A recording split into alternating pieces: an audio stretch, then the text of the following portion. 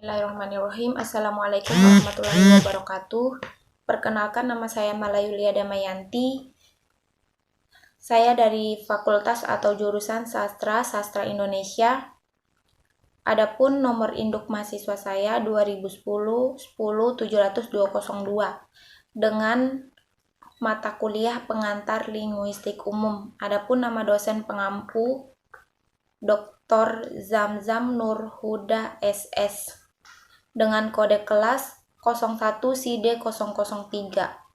Baik, untuk mempersingkat waktu, di sini saya diberi kesempatan untuk membahas atau menjawab soal-soal yang diberikan oleh dosen pengampu saya. Saya akan membacakan pertama soalnya. Maksud dari linguistik baik secara mikro dan makro. Berikut ini masing-masing cakupan pembahasan. Nomor 2, manfaat belajar linguistik umum baik secara teoritis ataupun secara praktis.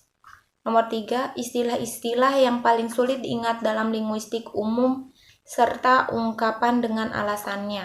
4, hal-hal penting apa saja yang perlu dipahami dalam linguistik umum. Mengapa? Saya akan menjawab keempat soal yang diberikan, yaitu nomor 1, linguistik mikro atau yang disebut mikrolinguistik adalah cabang ilmu yang konsep kajiannya mengaruh kepada konten sistem internal bahasa.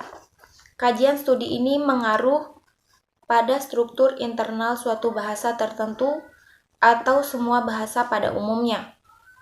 Dan ada juga beberapa kajian linguistik mikro, yaitu A. Fonologi. Ialah subdisiplin ilmu linguistik yang mempelajari mengenai bunyi bahasa secara umum, baik bunyi yang mempedulikan arti atau fonetik maupun tidak, atau fonemik.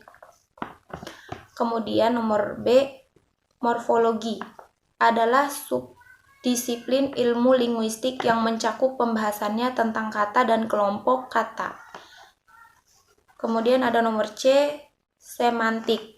Cabang linguistik yang mempelajari arti atau makna yang terkandung pada suatu bahasa, kode, atau model lainnya, baik bersifat leksikal, gramatikal, ataupun kontekstual.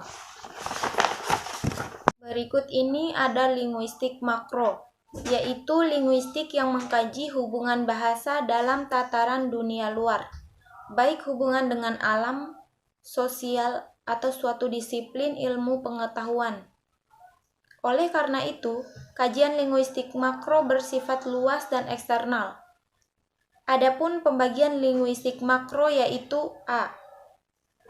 Sosiolinguistik ialah kajian interdisipliner yang mempelajari hubungan suatu pengaruh budaya terhadap cara bahasa yang digunakan. Dalam hal ini, bahasa berhubungan erat dengan sosial atau budaya. B.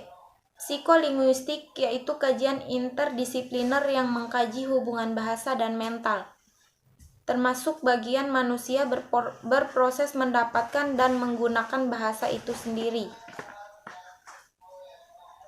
Perbedaan isolek atau alat komunikasi suatu masyarakat tutur namun belum ditetapkan statusnya, dengan memperlakukan perbedaan-perbedaan tersebut secara utuh.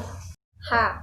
Neurolinguistik merupakan kajian yang berupaya memahami cara kerja otak untuk memproses kegiatan bahasa sebagaimana. Saya akan menjawab pertanyaan nomor 2. Ada beberapa manfaat pembelajaran linguistik umum, baik secara teoretis ataupun secara praktis, yaitu A. Bagi linguis sendiri, pengetahuannya luas bagi linguistik tentu akan sangat membantu dalam menyelesaikan dan melaksanakan tugasnya. Bagi peneliti politikus dan peminat sastra linguistik akan membantunya dalam memahami karya-karya sastra yang lebih baik. B. Manfaat linguistik bagi guru, terutama guru bahasa.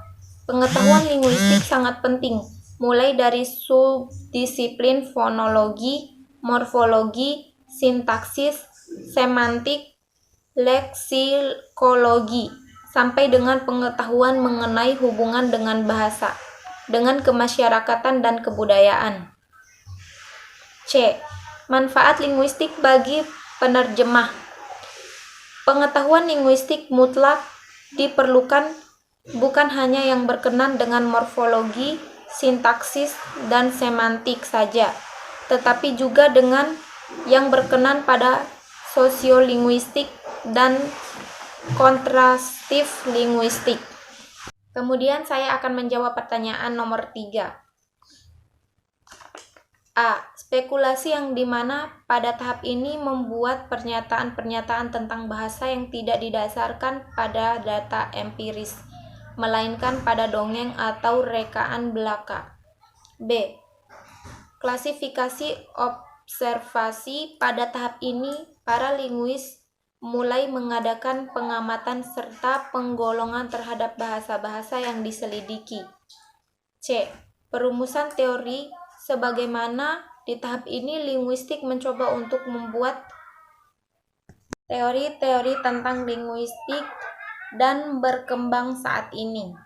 Kemudian saya akan menjawab pertanyaan terakhir atau nomor 4. Ada beberapa hal yang penting harus kita pahami dalam linguistik umum, yaitu A.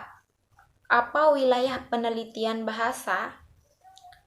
Setiap ilmu pasti memiliki ciri dan kekhususan masing-masing.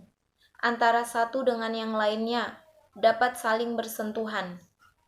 B. Mengapa bahasa lisan utama?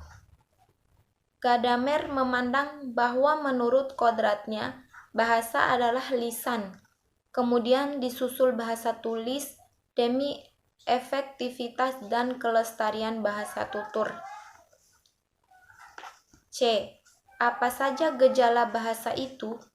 Secara sederhana, ada penjelasan wujud gejala bahasa, karena kelahiran bahasa bermula dari ujaran, maka gejala terkecil bahasa adalah bunyi, yang dipresentasikan dalam bentuk huruf.